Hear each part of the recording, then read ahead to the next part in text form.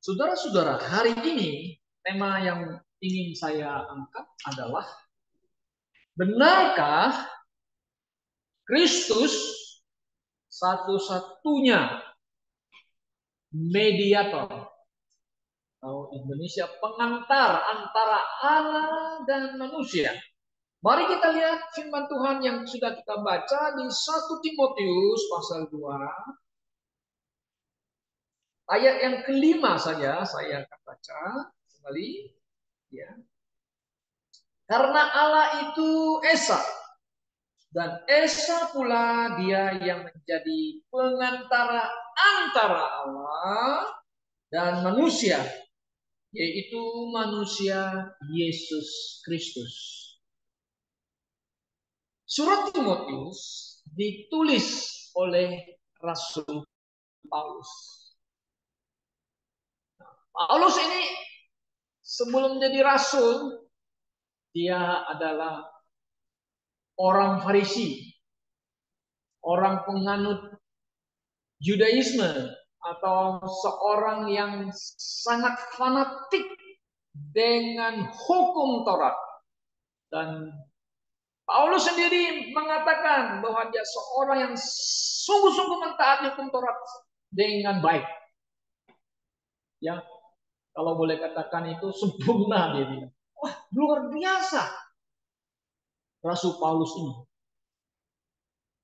Maka itu dia mati-matian membela agamanya, membela hukum Taurat, menganiaya pengikut Yesus, menganiaya mereka yang percaya kepada Yesus Kristus. Saudara itu bisa baca di Filipi pasal 3 ayat 5-6 itu kesaksian dia. Ya, bagaimana dia mentaati hukum tanpa cacat. Gitu.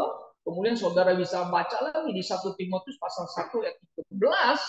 Nah, ayat 13 apa yang dia katakan? Ya, dia seorang yang penghujat. Saudara mengatakan, aku yang tadinya seorang penghujat, seorang yang blasfemi, penghujat, seorang penganiaya, seorang ganas, tapi aku telah dikasihinya.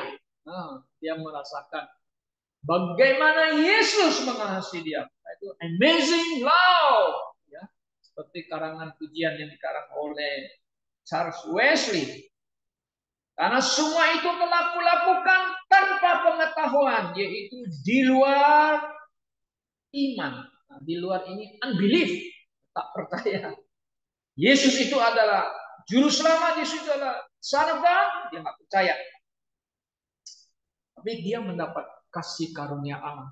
Saudara, sudah memang ini hal yang kita kadang-kadang sulit untuk bisa menerima. Kenapa? Yesus mengasihi Paulus yang membenci orang Kristen. Why? Kan begitu. Tapi di balik itu kita baru menyadari. Kalau kita melihat surat-surat Rasul Paulus, apa yang ditulis dan testimoninya, dia mengakui ini adalah belas kasihan Yesus kepada dia. Menyelamatkan dia. Dan di balik itu, Yesus memang memilih dia untuk memberitakan Injil Yesus Kristus. Karena sekarang dia memutar balik dari pemahamannya yang dulu, yang perjanjian lama, hukum Taurat, sekarang berbalik arah, berbeda. Ini adalah Rasul Paulus, Rasul Yesus Kristus.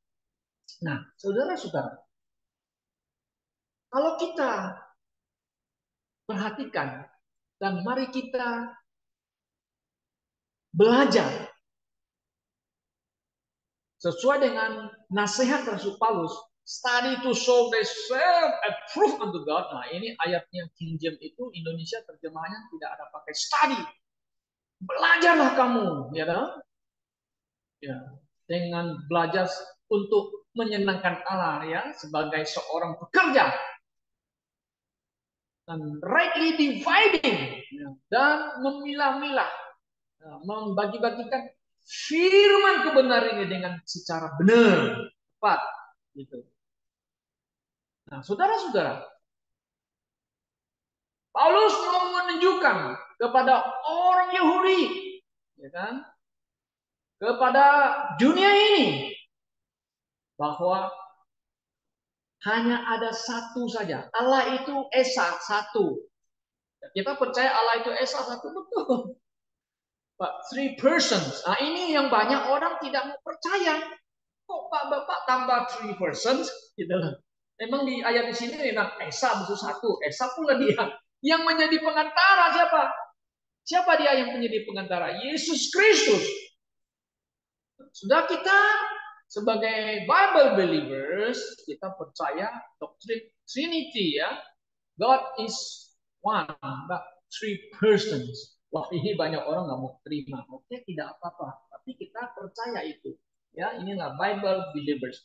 Saudara-saudara, kalau kita menelusuri perjanjian lama seperti apa yang Paulus dulu yakini, percaya bahwa di dalam perjanjian lama itu orang-orang yang menyembah kepada Allah yang hidup yang benar, ya Allahnya Abraham, Ishak dan Yakub, saudara-saudara, ya mereka itu harus menyembah Tuhan Allah itu harus ada melalui pengantara, mediator. Konsep per L kita lihat sebelum, nah saya mau kasih penjelasan sebelum hukum Taurat turun. Mereka yang menyembah Tuhan hidup yang benar itu seperti Kain, Habel, ya kan? Habel punya ibadah ditolak. Kain punya ibadah ditolak. Habel punya diterima itu yang benar, kan begitu. Nah kita lihat ada Nuh, mereka menyembah kepada Tuhan yang benar. Ya, Nuh, Henok, kemudian ada Bapak Abraham, Ishak, Yakub dan sebagainya. Nah, sebelum hukum Taurat turun, mereka mau menyembah Tuhan yang benar kan, Allah yang hidup dan yang benar. Nah, mereka kan kepala rumah tangga. Abraham kan kepala rumah tangga. Dia sebenarnya penghubung. Sebenarnya dia adalah boleh dikatakan seperti imam gitu ya. Dia yang mempersembahkan korban di atas mezbah kan, menyembah kepada Tuhan, mewakili keluarganya. Seperti imam kan dia begitu ya. Kalau dia seperti imam, siap Bapak Abraham, no mereka mempersembahkan, dia yang mempersembahkan, bukan anaknya. Dia mewakili anak. Seperti Ayub. Saudara pasti tahu cerita Ayub. Bagaimana? Ayub itu mempersembahkan korban kepada Allah dan dia berdoa kepada anaknya, ya Tuhan ampunilah anakku bila ada salah kan? Dia mau seolah-olah dia itu imam. Nah, imam itu mewakili keluarganya, pengantara kalau kita mengatakan. Nah, setelah itu, saudara, hukum Taurat turun. Nah, ada perubahan kita mengatakan. Perubahan apa? Yang menjadi pengantara umat kepada Allah, yang mau menyembah Tuhan dengan korban-korban bakar di tabernakel, maka diangkatlah suku Lewi menjadi imam-imam yang melayani umat di tabernakel. Umat itu nggak bisa langsung, aku menyembah Yehova, menyembah kepada Elohim di tabernakel, saya yang potong, saya yang bersih. Oh no, nggak boleh. Ada imam-imam, ya saudara ya. Ya, jadi imam-imam itu mereka itu adalah mewakili. Nah, mereka lah sebut pengantara. Nah, kemudian apa lagi? Di bait suci juga begitu. Ada imam-imam. Nah, saudara, coba kita pikirkan sejenak. Ya, imam-imam itu adalah sebenarnya mediator, pengantara. Dan juga para nabi, pengantara. Nah, seperti contohnya, Samuel. Samuel punya jabatan apa? Dia sebagai imam juga, yes, menggantikan keluarga Eli. Kenapa? Ini Eli punya anak itu memsalahgunakan jabatan keimamatan. Wow, kenapa? Ini mereka buat jahat, maka itu ya Tuhan mau hukum keluarga ini dan mengangkat Samuel menggantikan keluarganya Eli. Maka itulah Tuhan mempersiapkan Samuel ini Kemudian menjadilah apa? Imam dan juga menjadi nabi. Dia mempersembahkan kurban mewakili umat Israel. Yang mengangkat raja, orang menjadi raja. Orang yang pertama diangkat jadi raja Israel kan tuh Saul kan, kemudian ganti Daud. Nah, itu tugas jabatannya imam dan nabi dikasih kepada Samuel. Maka Samuel itu unik sekali jabatannya. Nah, jadi begini saudara, kita lihat bahwa mereka yang mau menyembah Tuhan Allah, mau minta pengampunan, harus ada yang menjadi mediator, pengantar. Itulah imam-imam dan para nabi yang melayani umat di tabernakel, kemudian di bait suci. Nah, jadi konsep perjanjian lama, saudara-saudara, imam-imam itu pengantar. Melalui mereka mau hadap kepada Tuhan. Sampai di zaman Yesus ada nggak? Ya masih. Nah, maka terjadilah perubahan. Pada waktu Yesus datang, dan Tuhan Yesus sudah mengatakan kepada perempuan Samaria itu, tiba saatnya akan datang penyembah-penyembah yang benar. Nah, ingat ya, lihat. Penyembah-penyembah yang benar akan menyembah Allah dalam roh, bukan dalam Roh Kudus ya, saudara. Harus semua roh dan kebenaran. Coba kita baca di Yohanes pasal yang keempat. Saudara perhatikan itu. Di pasal yang keempat. Apa yang Tuhan Yesus katakan kepada perempuan Samaria itu? Mari kita lihat ayat yang ke-23. Tetapi saatnya akan datang dan sudah tiba sekarang. Bahwa penyembah-penyembah benar akan menyembah dalam roh dan kebenaran. Sebab Bapa menghendaki penyembah-penyembah demikian. Allah itu roh. Nah, baru kita ngerti roh ya. Dan barang siapa menyembah dia harus menyembahnya dalam roh dan kebenaran. Nah, roh ini sebenarnya in spirit, bukan in roh kudus ya. Itu harus bedanya ya. In spirit. Nah, maksudnya apa ini? Perempuan ini, ya kami menyembah di gunung ini. Nah, kata kamu orang Yahudi menyembahnya di di Yerusalem. Di Yerusalem itu ada bait suci. Nah, tiba saatnya orang akan menyembah tidak lagi di Yerusalem, juga tidak di gunung ini di Samaria, tapi menyembah Bapa dalam roh dan kebenaran. Maksudnya apa? Dalam roh dan kebenaran. Maksudnya ya, tidak lagi menyembah dengan cara sistem konsep yang ada di dalam perjanjian lama. You harus pergi ke tabernakel, you harus pergi ke bait suci, you harus melewati imam-imam para nabi, you harus bawa korban dan sebagainya sebagainya. Sekarang tidak lagi. You boleh di mana saja. Di dalam roh. Lalu di dalam roh itu apa? Sekarang kita tidak menyembah lagi dengan tubuh kita kan? Harus apa? Di seperti perjanjian lama kan harus ganti baju baru, harus cuci-cuci tangannya, kemudian harus sujud. Ah, gitu loh. Tidak lagi, tapi kita dengan jiwa roh kita, we worship Tuhan. Dan harus benar, kebenarannya apa? Yang ada tertulis di Alkitab, prinsip-prinsip kebenaran yang kita ya menyembah Tuhan. Nah, banyak orang bilang, oh kalau begitu Pak, kami harus menyembah joget-joget, harus teriak gini ya, bukan begitu. Akhirnya mereka kita menyembah harus lagi berbahasa-bahasa katanya. Ini kan penuh dengan Roh Kudus katanya. Intinya begitu penafsiran ayat ini, saudara-saudara. Maka kita boleh menyembah Tuhan kita, Bapa kita, di mana saja kan. Di sini kan kita kumpul. Oh Pak, ini tidak sah Pak. Ini bukan gedung gereja. Nah, ada orang pikir begini, kenapa? Orang luar pikir kan begini. Kalau orang Kristen menyembah Tuhannya di mana? Di gereja. Kalau orang Islam di mana? Nah, Kalau orang Buddha di mana? Ah, kalau orang Hindu, kuil. Terus apa lagi? Kalau belum ke sana belum menyembah, betul nggak?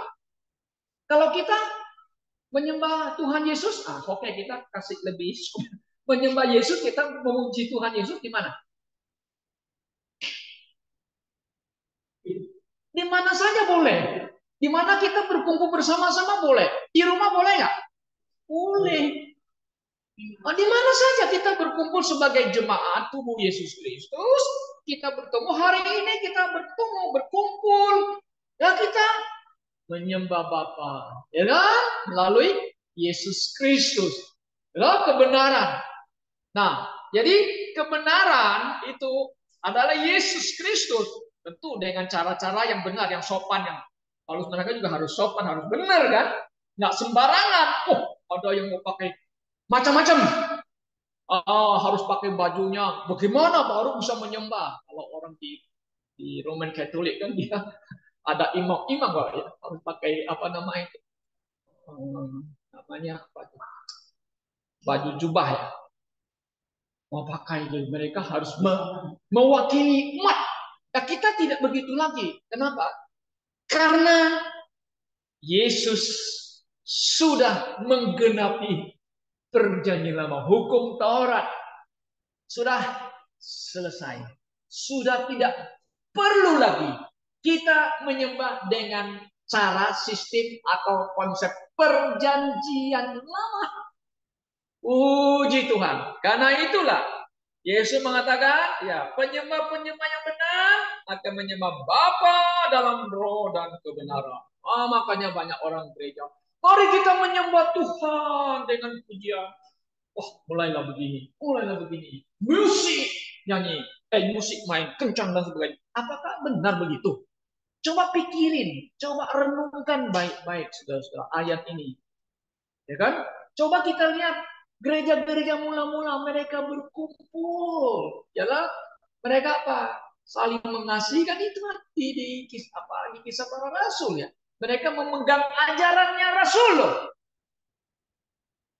Mereka memecahkan roti, berdoa, kan?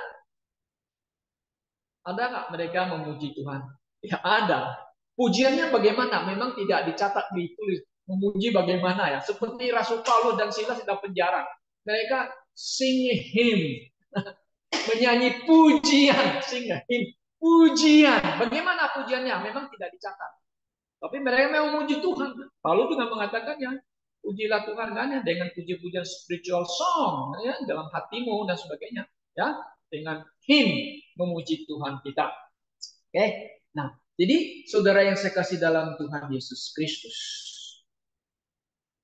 Kita lihat bahwa mediator di perjanjian lama itu adalah imam para nabi. Sekarang terjadi perubahan di dalam setelah Yesus datang. Yesus mati di atas kayu salib. Maka kita tidak butuh lagi imam-imam. Kita tidak perlu lagi pengantaranya adalah santo-santo perjanjian lama. Imam atau para nabi. Tidak perlu lagi. Tidak perlu lagi. Yang menjadi mediator. Paulus mengatakan sangat jelas di sini kan di 1 Timotius pasal 2. The man Jesus Christ, manusia Yesus Kristus. Dialah satu-satunya pengantar, mediator. Tidak ada yang lain, saudara-saudara. Allah itu satu, yes, kita mengatakan betul. Dan pengantara itu pun satu, yes, kita mengatakan. Siapa pengantara itu? The man of Jesus Christ. Yesus Kristus.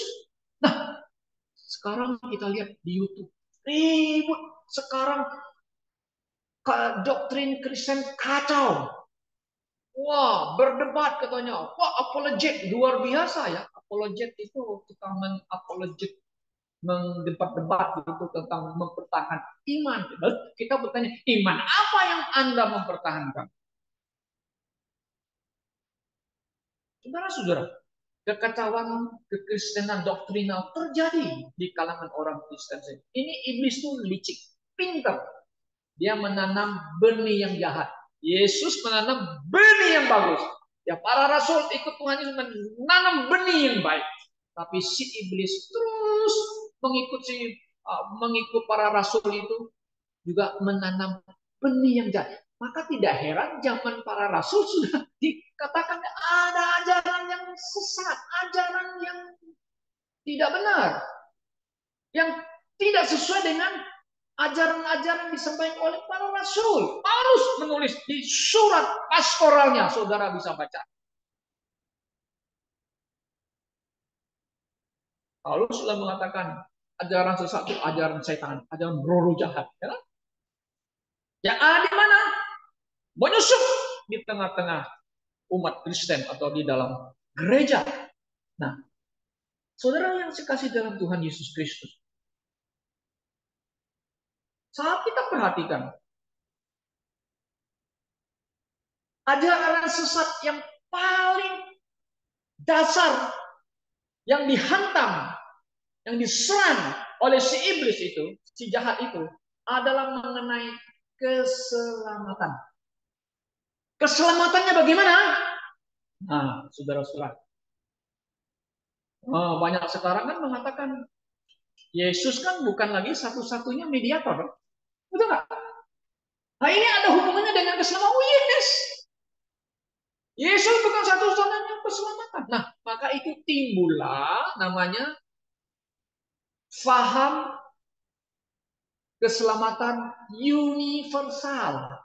Nah, ini saya simpulkan faham keselamatan universal. Apa itu universal? Universal itu artinya, saudara, semua agama itu sama.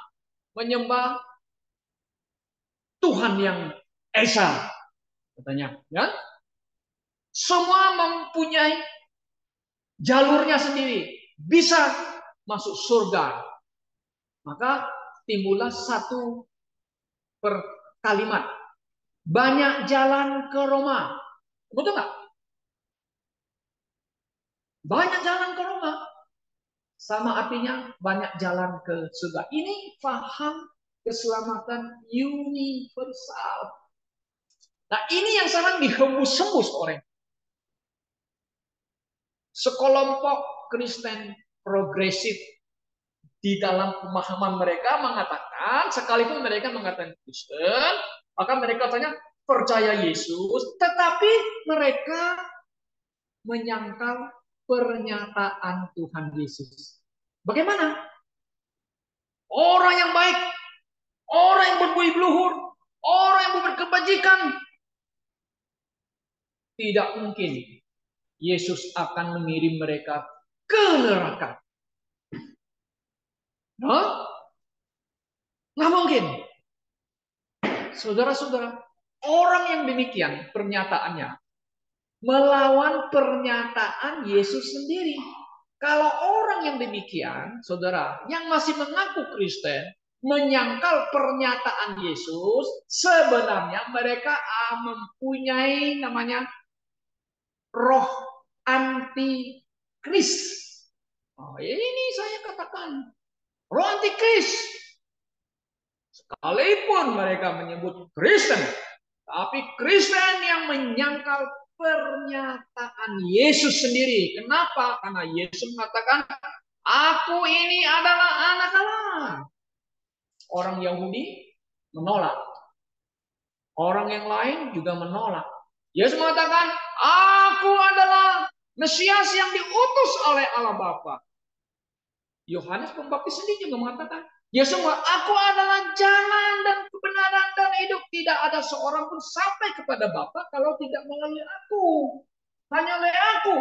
Kalau orang Kristen yang menolak pernyataan Yesus, saudara ingat, dia memiliki the spirit of Antichrist. Oh ya, sesuai dengan surat Yohanes 1 pasal yang kita ada itu. Menyangkal Yesus, pernyataan Yesus itu sama dengan artinya Antichrist. Tapi mereka masih sebut orang Kristen. Oh, iya.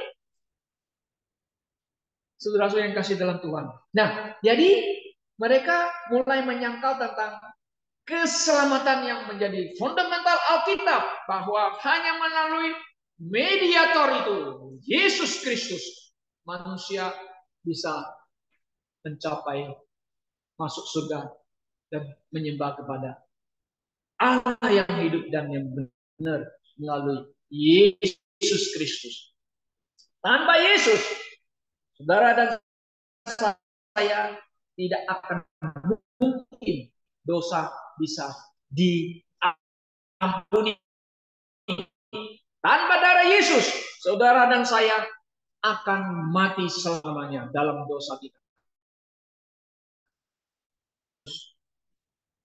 Karena dalam perjanjian baru, karena Yesus itu adalah anak domba Allah. Menurut testimoni Yohanes Pembaptis, dia menunjuk dan dia berkata kepada orang Yahudi, orang Farisi yang bertanya, kamu itu siapa? Saya bukan Mesias, tapi dia akan datang, dia akan membaptis kamu dengan Roh Kudus. Siapa dia? Dia menunjuk, lihat, behold, is the Lamb of God who carried sin of this world. Bahasa Inggrisnya. Anak domba Allah yang menghapus dosa dunia ini. Mereka tunjuk dia. Siapa dia? Yesus, dia mediator yang menanggung dosa manusia itu. Nah, Yesus sendiri, Allah Bapa sendiri. Pada waktu Yesus dibaptis oleh Yohanes Pembaptis, ada suara mengatakan, ini perkataan Allah Bapa itu dari langit, suara. Dan Yohanes Pembaptis, inilah anakku, katanya. Siapa yang ngomong ini anakku? Oh, yang ada di surga itu yang Bapa itu. Allah yang kukasihi, kepadanya lah aku berkenan. Di Bukit Transfigurasi, Yesus bersama dengan Elia dan Musa dan tiga murid. Dan ada suara dari langit, dari Bapa mengatakan, ya, apa dia mengatakan? Ya, inilah anakku yang terkasih. Nah, apa dia terkasih? Kepadanya lah aku berkenan. Kamu, dengarlah dia. Ini perintah dari Bapa lu, saudara. Dengar dia. Apa maksud dengar? Apa yang Yesus katakan kita dengar. Pernyataan Tuhan Yesus kita harus dengar. Perkataan Yesus kita harus katakan, amin. Saya percaya. Jika Anda menolak perkataan Yesus, Anda adalah antikris. Saudara-saudara yang suka dalam Tuhan. Keselamatan tidak ada di dalam siapapun juga. Selain di dalam nama siapa? Yesus Kristus. Pernyataan daripada Petrus, saudara. Kemudian ada lagi pernyataan daripada Paulus. Nah, yang kita baca sangat jelas. Ya, di 1 Timotius pasal yang kedua tadi, Allah itu Esa. Dan Esa pula pengantara itu. Hanya satu saja. Dialah Yesus Kristus. Saudara yang kasih dalam Tuhan Yesus. Ini menjadi permasalahan yang sangat fundamentalis tentang keselamatan di dalam kekristenan di zaman akhir ini, saudara-saudara. Dan konsep ini ajaran ide-ide ini antikris itu memang sudah muncul ya dari awal-awal abad yang ketiga, keempat. Banyak orang sudah menyangkal tentang keilahian Kristus dan kemanusiaan Yesus Kristus. Dan sekarang muncul kembali di zaman ini para anak-anak muda yang mau mengikuti ide-ide, ya, ajaran-ajaran dari para penyesat-penyesat abad ketiga, keempat sudah muncul. Dan sekarang mulai kita lihat di YouTube, ya, saudara bisa melihat, mendengar orang-orang yang buat pernyataan-pernyataan yang melawan pernyataan Yesus sendiri. Kenapa, saudara-saudaraku? Nah, ini ada kemungkinan dia bahwa mereka tidak percaya lagi Alkitab adalah firman Allah atau firman Tuhan satu-satunya. Nah, tadi kan pertama kan kita bilang mediator satu-satunya mediator itu adalah Yesus Kristus. Nah, sekarang mereka mengutak-atik lagi tentang Alkitab firman Tuhan. Mengatakan bahwa Alkitab banyak salah. Nah, saudara lihat di YouTube ini. Saudara lihat yang saya kasih dalam Tuhan Yesus Kristus. Jika Alkitab, kitab suci yang diilhamkan oleh Roh Kudus melalui para penulis orang-orang kudus yang dipakai oleh Tuhan, di mana Roh Kudus yang menggerakkan mereka menulis, jika firman ada salah, maka itu bukan firman Allah. Kalau ada salah, bagaimana kita mengajarkan hal yang salah? Allah itu bisa salah, firman bisa salah. Nah, firman yang tertulis, yang diilhamkan Roh Kudus tidak bersalah, tidak ada salah. Inerrancy and infallible kalau bahasa Inggris mengatakan. Kalau ada salah, makanya muncullah sekarang ajaran-ajaran yang menyimpang. Kenapa? Karena mereka tidak percaya Alkitab itu firman Tuhan yang reserved oleh Tuhan. Itu di Mazmur 12 ya, saudara bisa baca. Dipelihara ya dari generasi ke generasi firman Tuhan. Yang menjadi problem bukan Alkitab yang salah, tetapi manusianya yang salah, saudara-saudara. Kita yang salah. Kenapa? Karena kita tidak mempercaya, kita menolak, kita menentang.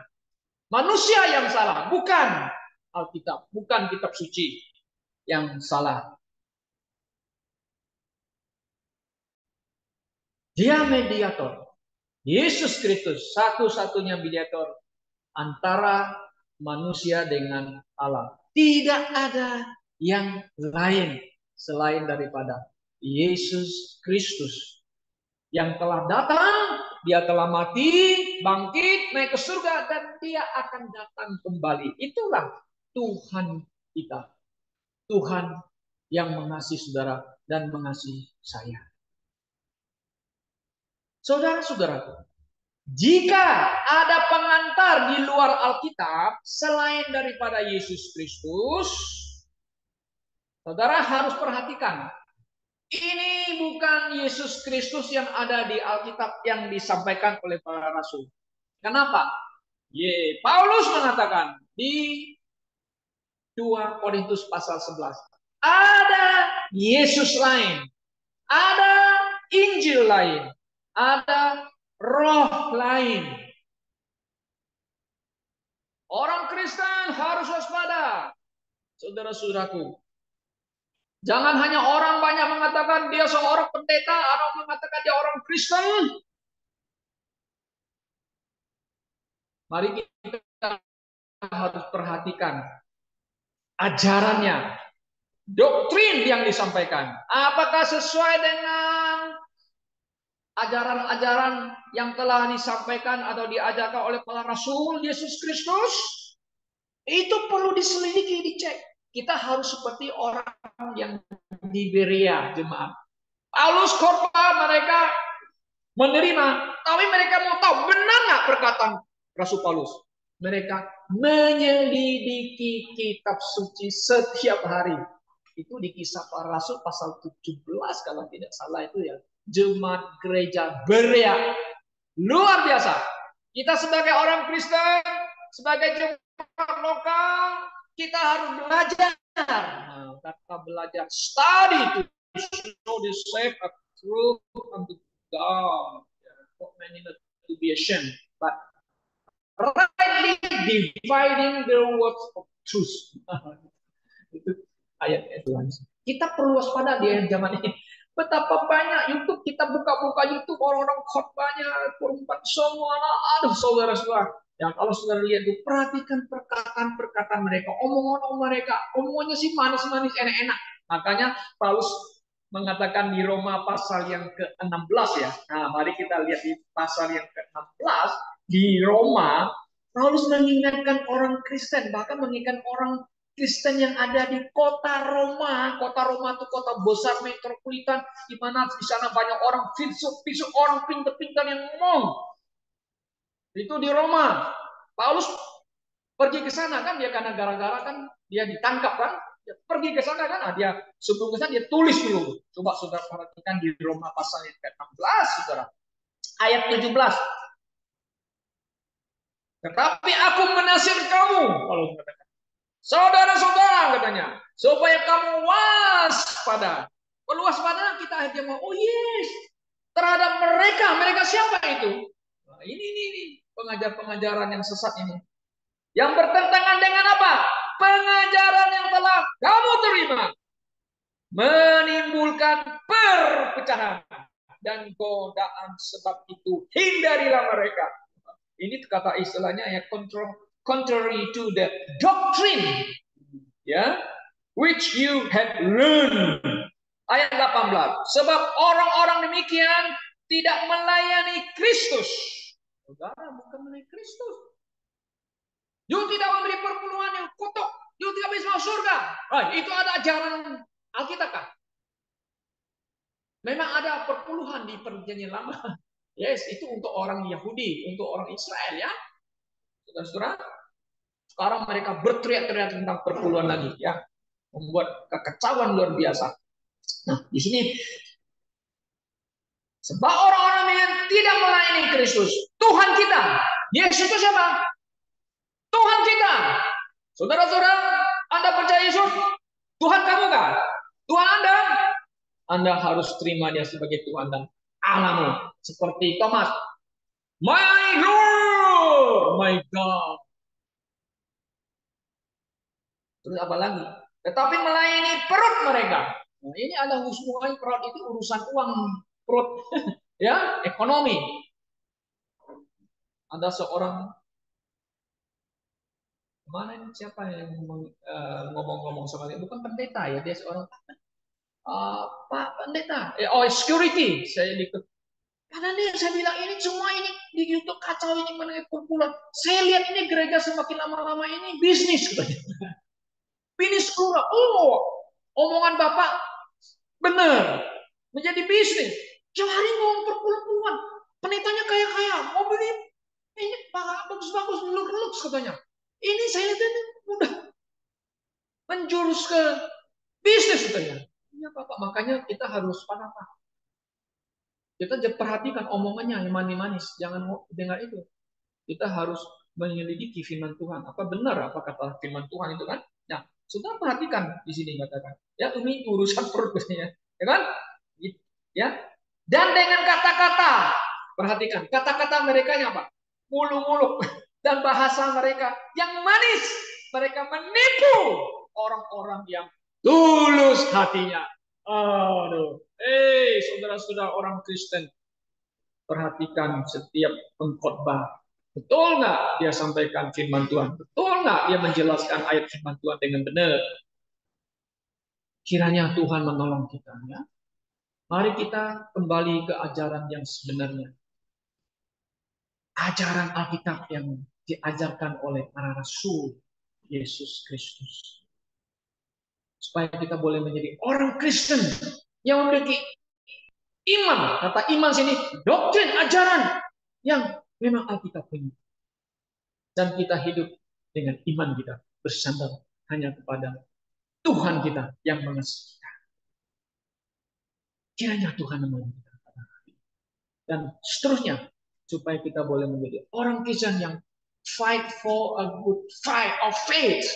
Kita berjuang dengan perjuangan yang baik dan mempertahankan iman kita, memperjuangkan iman yang benar ya, dengan cara yang baik, tentu dengan kuat kuasa daripada Roh Kudus menolong kita. Tuhan memberkati kita. Mari kita berdoa.